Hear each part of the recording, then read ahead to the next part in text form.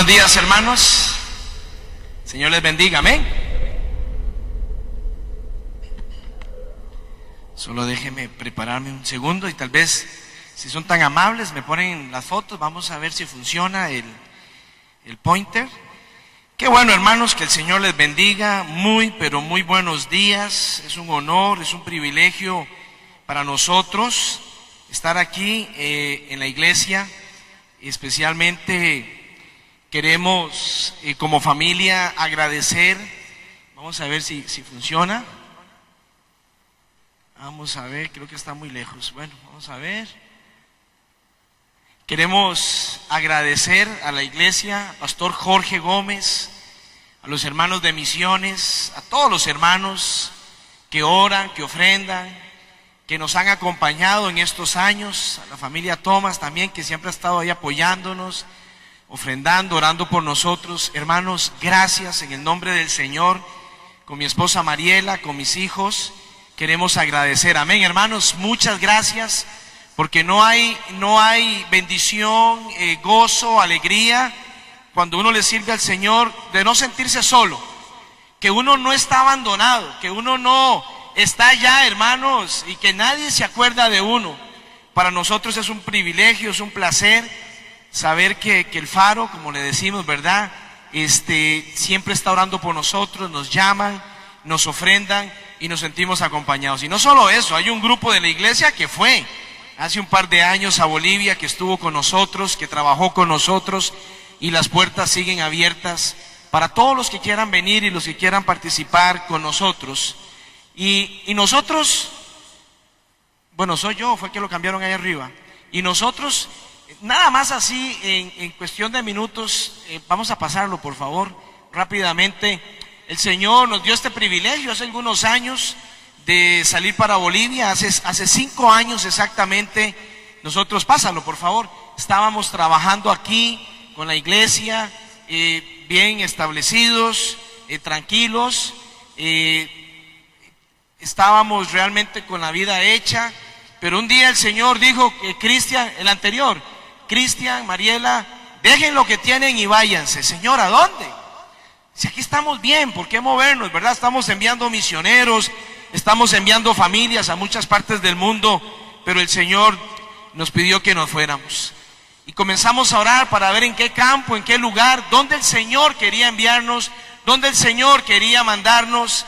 Y claramente después de un año de oración entendimos que el Señor quería que estuviéramos ahí en Bolivia como familia, porque creemos que el llamado de Dios a la salvación, al servicio, es a la familia. No solamente es a uno, ¿verdad? Dios llamó a Abraham y a toda su familia, ¿verdad? Dios está llamando a las familias hacia Él para servirle.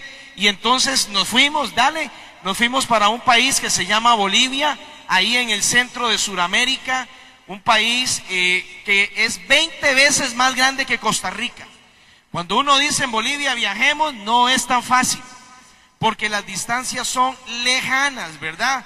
20 horas, 24 horas, 10 horas, 15 horas, y nos fuimos ahí a Bolivia, que es un país donde hay más o menos 11 millones de personas, unos 3 millones que han salido de Bolivia, es decir, Bolivia tiene el 25% de su población fuera, que salió por problemas políticos, por problemas sociales, por pobreza, por estudio, por oportunidades de trabajo. Solo 11 millones ahí en Bolivia, pero más de 3 millones en Argentina, en Brasil, en España, en Estados Unidos. 36 etnias indígenas autóctonas en Bolivia que hablan cada una su idioma, siendo los grupos más grandes el quechua, el aymara, el guaraní y otros 30 grupos más que viven ahí en Bolivia, que tienen su cultura, que viven en las montañas, en la Amazonía. Pásalo. Vivimos ahí en una ciudad en el centro que se llama Cochabamba, una ciudad a 2.600 metros sobre el nivel del mar. La Paz está a 4.000 metros y nosotros vivimos a 2.600 sobre el nivel del mar. Una ciudad con 1 millón de personas, y como dijo el pastor, nosotros no tenemos agua, no tenemos esa facilidad que tenemos aquí en Costa Rica, ¿verdad?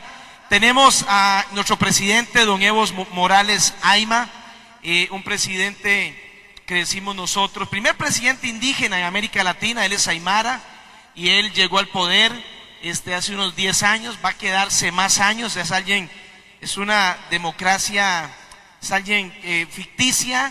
Él va a ser el nuevo presidente este año, estaremos con Evo Morales 5 años más. Es alguien que está en contra del evangelio, de la iglesia, cualquier cosa que sea del norte o que tenga que ver con el Señor, él está en contra. Don Evo Morales, él es pachamamista, o sea, adora a la Pachamama, hace sacrificios a la Pachamama. Y esto es Bolivia, es un país con muchos contrastes, con indígenas quechuas, aymaras, como allá arriba. Esta es la ciudad de La Paz, a los que les gusta el fútbol, ese es el estadio Hernando Siles, donde vienen los equipos estos a jugar y no quieren jugar. Ahí están las llamitas, un símbolo de esta zona del mundo, ¿verdad? Llamas, alpacas, vicuñas. Esta es la parte altiplánica, pero también tenemos la parte amazónica, que es con Brasil.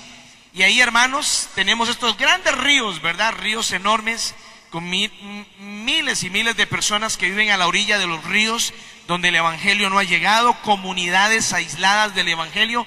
Por ejemplo, aquellos son una tribu que no había sido contactada hasta hace 1 año o 2 años ahí, en una zona de Bolivia fronteriza con Brasil, donde no ha llegado el evangelio. Porque una de las grandes realidades es que hay muchas zonas, muchos pueblos en Bolivia donde el evangelio no ha llegado. Pásalo. Y ahí estamos trabajando con esta diversidad étnica, cultural, de más de 36 pueblos, idiomas, culturas, con las que tenemos que lidiar, trabajar todos los días. Pásala, por favor. Ahí están las grandes ciudades también, trabajando en la urbe, trabajando en las ciudades, donde, por ejemplo, La Paz, Cochabamba, Santa Cruz, hay muchas oportunidades de ministrar, de servir, de predicar, con una iglesia pequeña, una iglesia que es como hace 20 años aquí en Costa Rica, ahora sufriendo con las políticas del gobierno, con las políticas del presidente, incluso de prohibir la evangelización, de prohibir cierto trabajo hacia la gente, cosas que son parte del ADN de la iglesia, ¿verdad? Que no podemos negar. O sea, somos una iglesia misionera, somos una iglesia que tiene que predicar el evangelio, y hay muchas oportunidades. Bolivia es un país animista con el 60% de la población indígena, y por lo tanto la mayoría de la población adora a la Pachamama, es decir, a la madre tierra, y hacen sacrificios, ofrendas, cultos, adoración. Ahora Evo Morales, por decreto, ha pedido que todas las escuelas y colegios tienen que enseñar a los niños la religión de la Pachamama. Tienen que enseñar a los niños a hacer ofrendas, sacrificios a la Pachamama, y se hacen sacrificios de llamas, ovejas, se sacrifican animales, y la sangre es derramada en el suelo, ¿verdad? Como una ofrenda a la tierra, una ofrenda a la Pachamama, porque de ella viene todo, dicen, ¿verdad? El agua, la comida, las cosechas. Entonces, ahí hay algo que nosotros, ofrendas que se presentan ahí a la madre tierra una vez al mes, el primer viernes de cada mes a nivel nacional. Todas las personas en los bancos, incluso en las oficinas, en las casas, hacen esto, pero en pequeñito, unas pequeñas parrillitas donde la gente ofrece su ofrenda, ofrece adoración a la Pachamama para pedir bendición y que les vaya bien, ¿verdad? Tenemos, por ejemplo, los que fueron aquí de Costa Rica, fuimos ahí al mercado, zonas donde ya venden los fetos de llamas, los fetos de ovejas, para hacer estos sacrificios, hacer estas ofrendas, porque es un país animista. Vamos, pasémoslo, por favor. Es un país con un alto grado de violencia doméstica, hermanos. Es un país con uno de los índices más altos de feminicidios, es decir, asesinatos de mujeres ahí en Bolivia, ¿verdad? Con mucha vergüenza, con mucho dolor, y por lo tanto infanticidios, es decir, asesinatos de niños. No solo matan a la mujer, matan a veces a los niños, y eso es algo que estamos sufriendo ahí en Bolivia. El trabajo infantil es legal. Los jóvenes, los que fueron con nosotros, se acordarán, fuimos a La Paz a trabajar con los lustrabotas, un grupo no alcanzado en Bolivia, y hay muchos niños ahí en Bolivia él debe tener 2 años, 2, 3, 4, 5 años, que trabajan, que son explotados. Hay tráfico humano, tráfico de niños por órganos, ¿verdad? O por venta, por ejemplo, de los niños, y es legal. El presidente lo legalizó. Él legalizó el trabajo infantil y cuando le preguntaron, pero señor presidente, ¿por qué? Él dijo, porque ellos me han pedido que quieren trabajar. Entonces hay un trabajo infantil muy fuerte, trabajo con niños. Yo le decía ahora a los Tomás, ¿verdad?, que son más de 500,000 de niños huérfanos ahí en Bolivia que necesitan ser atendidos, recibir el amor del Señor, conocer cristianos de verdad que pueden amarlos y quererlos. Así que esto es lo que decíamos, las sequías. No llueve en muchas partes de Bolivia, no llueve, justo vivimos en una ciudad donde no llueve, tenemos una sequía. En nuestra antigua casa donde fue William y los hermanos de aquí, nos daban agua una vez a la semana, un par de horas, uno recoge lo que puede, no es agua potable como ya contó mi esposa, entonces uno sufre mucho, hermanos, y no solo eso, se enferma uno mucho, ¿verdad?, con cosas como el ameba, como otro tipo de enfermedades, fiebre tifoidea, porque no tenemos agua, porque no disfrutamos del agua para poder, como en Costa Rica, que uno puede bañarse, lavarse los dientes, lavar el carro. Ahí el agua es oro, hermano. Nosotros cuidamos mucho el agua, así que tenemos esta realidad. Se nos seca la piel, se nos cae el pelo, se nos seca el cuero cabelludo, pero el Señor ahí nos tiene trabajando. Un país socialmente complicado, muchas revueltas, enfrentamientos. Los médicos que han salido a la calle volverán a salir en los próximos días, los mineros, los cocaleros, pásalo, los mineros, los cocaleros, siempre hay muertos, siempre hay enfrentamientos entre el gobierno, entre la gente, y este será un año muy difícil porque la posición de Evo Morales es quedarse en el gobierno, no salir del gobierno. Entonces ya se están preparando manifestaciones, bloqueos, paralizaciones del país, y no se puede salir, hermanos, es muy peligroso. La gente muere, la gente se enfrenta con la policía, pásalo con el gobierno, y ahí estamos. Estas sí las puede pasar rápidos, por favor. Y ahí estamos trabajando, evangelizando, compartiendo el evangelio en las universidades, las familias, matrimonios, evangelizando, compartiendo con las mujeres que sufren toda esta violencia, con parejas, matrimonios, dando talleres para los papás, tratando de evangelizar, de compartir el evangelio, que jóvenes conozcan a Cristo, trabajando en las zonas quechuas, donde estamos estableciendo una iglesia, donde no hay en una zona quechua. Esto es en la zona de la Amazonía, donde también estamos estableciendo una iglesia ahí cerca de los ríos, trabajando con la iglesia aymara, con los musulmanes, que es parte de nuestro trabajo, ver latinos al mundo musulmán, ver bolivianos hacia el mundo musulmán. Pero estamos trabajando ahí en Bolivia, en la zona altiplánica, a 3,000, 4,000 metros, estableciendo una iglesia en Veracruz de Ayopaya, donde no hay iglesia. Hemos empezado de cero, y también hemos empezado en la Amazonía, en otro lugar donde no había iglesia, porque es algo que el Señor nos ha pedido, empezar donde no hay iglesia, y eso es lo que nosotros queremos hacer. Y podríamos hablar mucho más cosas, hermanos, pero queremos agradecerles sus oraciones. Queremos agradecerles que estén con nosotros, que ofrenden por los misioneros, no solo por nosotros, por los misioneros que esa pizarra tiene, ¿verdad? Que ustedes ofrendan todas las semanas, todos los meses, y oran por nosotros. Esta mañana a mí me pidieron hablar sobre el gozo, sobre el deleite de poder gozarnos en el Señor. Y quiero que vaya conmigo a la primera carta de San Pedro, del apóstol Pedro, capítulo número 1, verso del 3 al 9. Y el tema de esta mañana es el gozo indescriptible y glorioso. La alegría, el gozo, el venir con alegría a la iglesia, el seguir a Cristo a pesar de, en medio de, con gozo y con alegría. Y la palabra del Señor dice, primera de Pedro, capítulo 1, verso 3. Bendito el Dios y Padre de nuestro Señor Jesucristo, que según su grande misericordia nos hizo renacer para una esperanza viva por la resurrección de Jesucristo de los muertos, a una herencia incorruptible, incontaminada, inmarcesible, preservada en los cielos para ustedes, que son guardados por el poder de Dios mediante la fe, alcanzar la salvación que está preparada para ser manifestada en el tiempo postrero, en lo cual vosotros os alegráis, aunque ahora, por un poco de tiempo, si es necesario, tendráis que ser afligidos en diversas pruebas, para que, sometida a prueba vuestra fe, mucho más preciosa que el oro, el cual, aunque perecedero, se prueba con fuego, sea hallada tu fe en alabanza, gloria y honra cuando se ha manifestado Jesucristo, a quien amamos, a quienes ustedes aman, decía Pedro, sin haber visto, en quien creyendo, aunque ahora no lo vean, ustedes se van a alegrar con un gozo inefable y glorioso. Verso 9, obteniendo finalmente el fin de nuestra fe, que es la salvación de vuestras almas. En el nombre de Cristo Jesús, Señor, bendice tu palabra. Amén y amén. Cuando yo era más joven, hace algunos años, yo vivía, y ya he contado en otras ocasiones cuando he compartido en la iglesia, vivía en Concepción de Alajuelita, ahí en los barrios del sur de San José.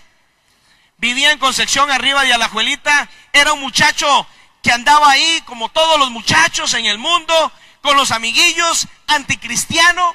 Yo odiaba la iglesia, odiaba a los cristianos, porque mi vida era una vida triste, porque yo no tenía gozo, yo no tenía alegría, porque no pasábamos bien en la familia, no la pasábamos bien en la casa.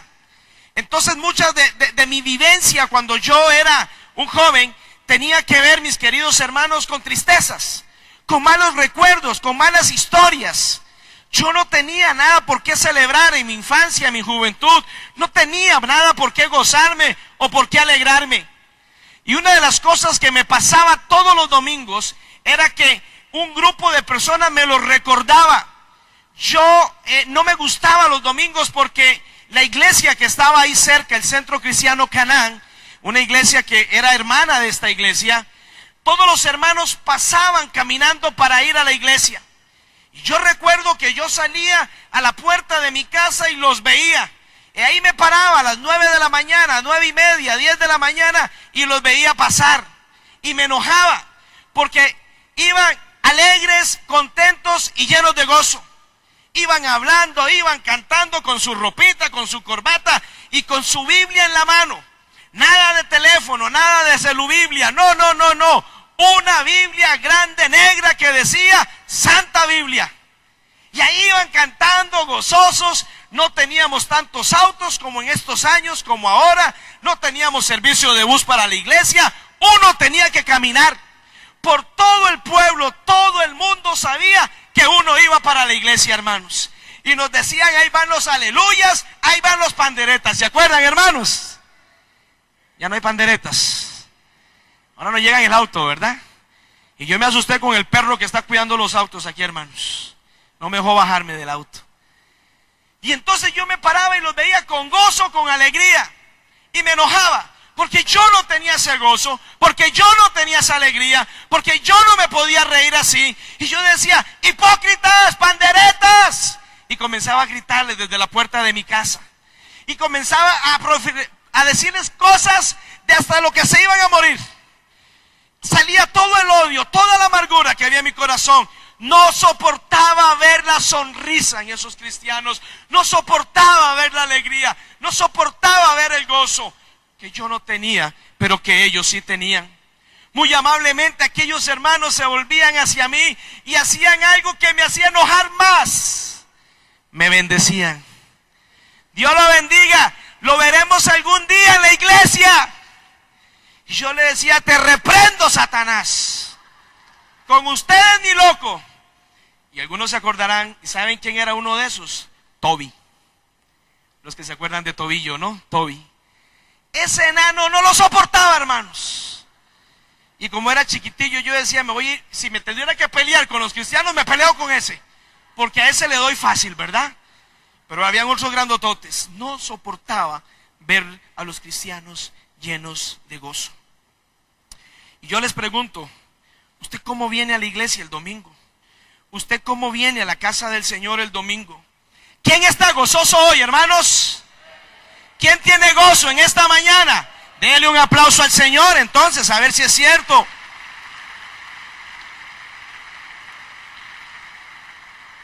Cuando yo vine a la iglesia, años después, con una historia muy interesante, cuando este grupo de cristianos pasaba, me esperaban, Cristian, y el que les gritaba y acontecía, ahora salía con su Biblia y se unía al grupo y ahí íbamos para la iglesia. Y eran otros los que nos gritaban. Pero cuando comenzábamos a hablar, todos tenían problemas, todos tenían luchas, todos tenían dificultades. Y yo decía, caramba, ahora entiendo. O sea, no es que la tienen arreglada, no es que la vida es perfecta, no es que es alfombra roja. Todos ellos, los que caminábamos en grupo a la iglesia, teníamos problemas, teníamos luchas, situaciones. Y yo pregunto en esta mañana, ¿quién de nosotros no tiene problemas? ¿Quién de nosotros no tiene luchas? ¿Quién de nosotros no está pasando por un tiempo de aflicción, por un tiempo de prueba, un tiempo de enfermedad, un tiempo de crisis económica? Es que es muy fácil estar alegre cuando todo está bien, pero qué difícil tener gozo y alegría cuando no todo va bien. El apóstol Pedro le está escribiendo a los hermanos que están dispersos por todo el Asia, hermanos que han sido perseguidos, hermanos que han sido torturados, hermanos que han tenido que huir, y les dice, siempre estén gozosos, a pesar de la prueba, a pesar de la lucha, a pesar de los problemas. Aunque el sol no salga y aunque llueva, estén gozosos. Nosotros hemos ido con gozo a Bolivia. Aunque hemos tenido pruebas, luchas, nos hemos enfermado, nos han robado, nos han sacado plata del banco, nos han asaltado, han venido pruebas, hemos tenido momentos duros, pero hemos tenido gozo, como Pedro le escribe a los hermanos ahí en la diáspora y en la dispersión. Mi gozo no depende de lo que yo siento hoy o siento mañana. Mi gozo no es si Saprissa gana o no gana. Mi gozo no es si la liga gana o no gana. Mi gozo no depende de la selección de fútbol de este país. Mi gozo no depende si hay un mall o no hay un mall cerca de mi casa. Cuando yo veo a los cristianos hoy, yo me pregunto, ¿qué nos da gozo a nosotros?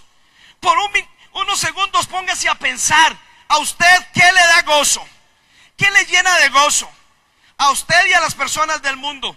Tal vez nos da gozo una casa, un carro, un hijo. Tal vez nos llena de gozo las mismas cosas que llena a la gente del mundo de gozo. Porque hay cosas que nos alegran a todos, hay cosas que son una bendición, pero la vida del cristiano es una alfombra roja con espinas. Y cuando yo vine a Cristo en aquellos años, no me dijeron que la alfombra roja tenía espinas y que tenía que caminar por esa alfombra roja. ¡Ay! ¡Ay! Con gozo y con alegría. Con gozo, con alegría en medio de las pruebas. Y no tirar la toalla a la primera.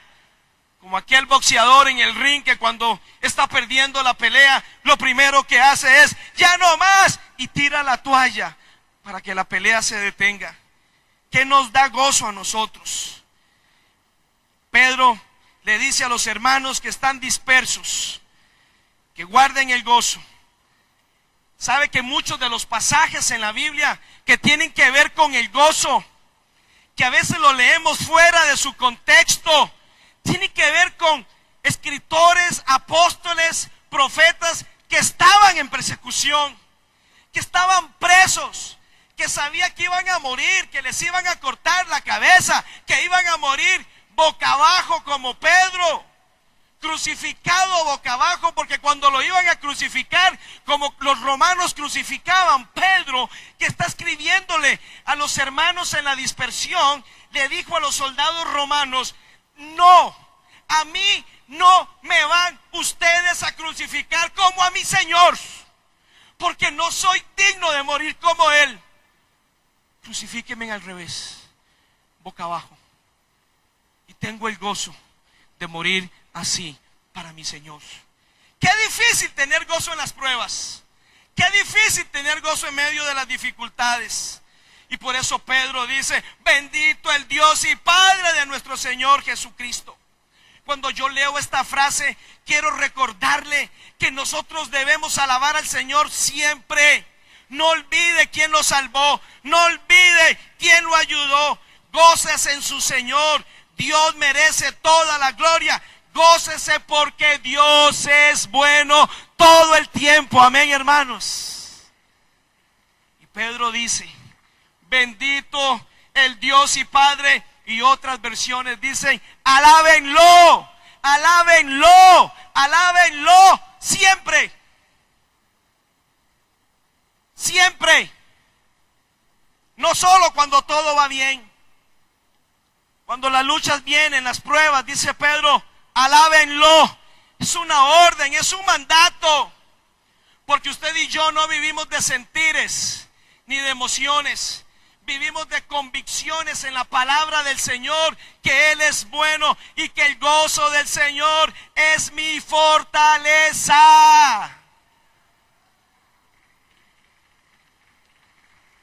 El Señor es bueno, amén.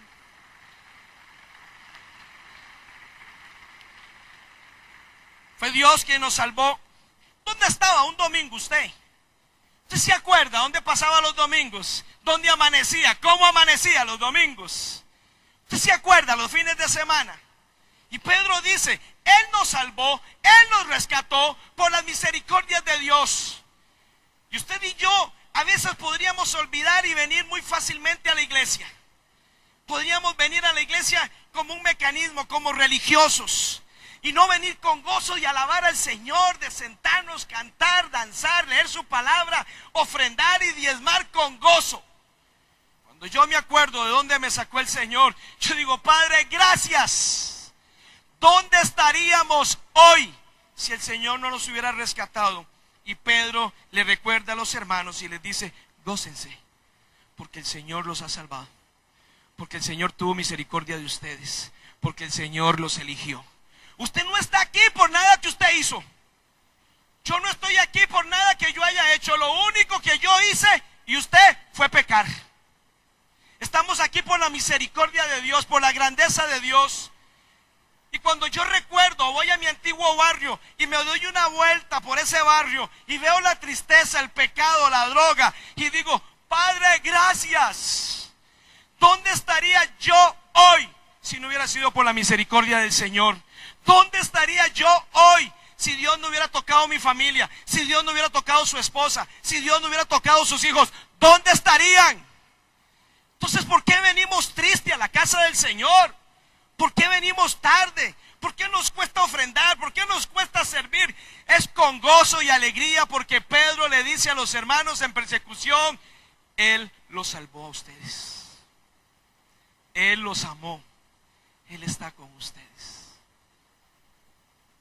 Yo todos los días estoy agradecido con Dios de estar hoy aquí, de servir en otro país que no es el mío, de sufrir lo que tenga que sufrir, lo hago con gozo, porque Pedro termina diciendo, y quiero terminar con esto, para que obtengan el fin de vuestra meta, que es la salvación de vuestras almas.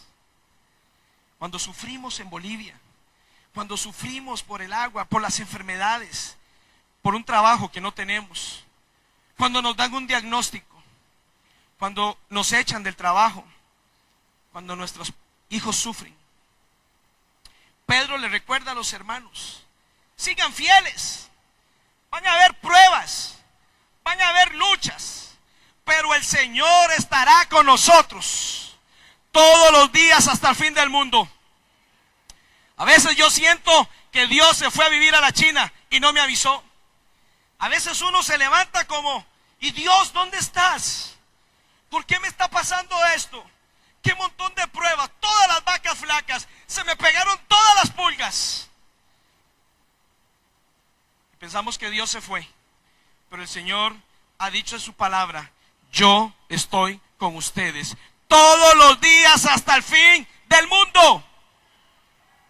No es lo que yo sienta, no es lo que yo... Satanás viene muchas veces a mi vida, a la vida de mi esposa, cuando estamos en Bolivia, en medio de crisis. Váyanse, ¿para qué están aquí? Esta gente no se va a convertir, esta gente es malagradecida, váyanse. Y ahí, y dan ganas de tomar el avión y venirnos a la Suiza centroamericana. Tomarnos un café, un pintito, una olla de carne, unas empanaditas de frijol, un fresco de cas. Ay, qué rico. Pero Pero el Señor dice, yo estoy con ustedes, Cristian. Yo los traje, yo los voy a sostener. Pero tienen que pasar por aquí, no hay atajos. En la vida cristiana no hay atajos. A veces el atajo es el camino más largo. Cuando queremos ayudar al Señor, cuando queremos darle una mano al Señor, nos va peor. Señor, no quiero pasar por ahí, pero me voy a ir por acá. Un hermano me dijo que por aquí es más fácil. No, hay que caminar por donde el Señor nos ha pedido que caminemos. Y aunque hayan gradas, piedras, dificultades, Él estará con nosotros. Estad siempre gozosos en el Señor, siempre, dice el apóstol Pablo. Y cuando Pablo dice esta frase, está en la cárcel. Está en la cárcel. Estén gozosos siempre en el Señor. Muchos de nosotros seremos y somos probados, pero el Señor está con nosotros. Mantenga el gozo y la alegría, porque Pedro dice, el premio es la salvación de vuestras almas. El salmista escribió en el Salmo y dijo, Señor, perdóname, porque tuve envidia de los del mundo, de los inconversos, porque yo los veía prosperar y tuve envidia, porque yo veía que les iba bien y tuve envidia, porque yo veía y tuve envidia y me llené de tristeza y perdí el gozo de la salvación. Pero después, dice el salmista, me di cuenta cuál era el fin de sus almas, que no van a estar donde yo voy a estar, donde el Señor está preparando una morada, dice Pablo, no solo para mí, sino para todos los que aman su venida. Amén, hermanos. Tendremos pruebas y luchas, pero el Señor está con nosotros. Y algún día el Señor nos dirá, bien hecho, siervo fiel, en lo poco fuiste fiel en esta tierra, sobre mucho te pondré, entra en el gozo de tu Señor. A los fieles, a los que no se apachurran con el agua, a los que vienen a la iglesia y le sirven al Señor a pesar de que llueva, a pesar de que haga sol, a pesar de que tenga carro o tenga que venir en periférica o en Uber, ahí voy a servirle al Señor con gozo y con alegría, sin poner excusas que siempre hacemos. Y Pedro le dice a los hermanos que están dispersos, refugiados, huyendo, aguanten con gozo, no se quejen porque eso es pecado. Dejen de estar quejándose entre ustedes, dice Pedro, aguanten, porque el premio será la salvación de vuestras almas, porque el Señor así lo ha prometido. Póngase de pie conmigo, hermanos.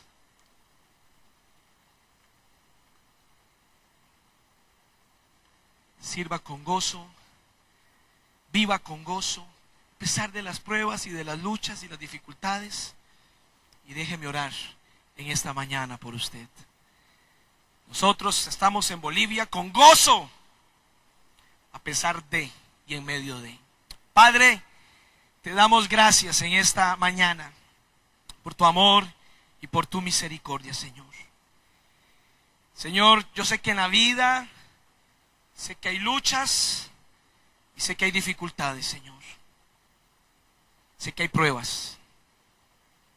Jesús dijo, en el mundo ustedes tendrán aflicción, pero yo he vencido al mundo. Y Señor, en esta mañana, Señor, gracias por la oportunidad de servir en la obra misionera.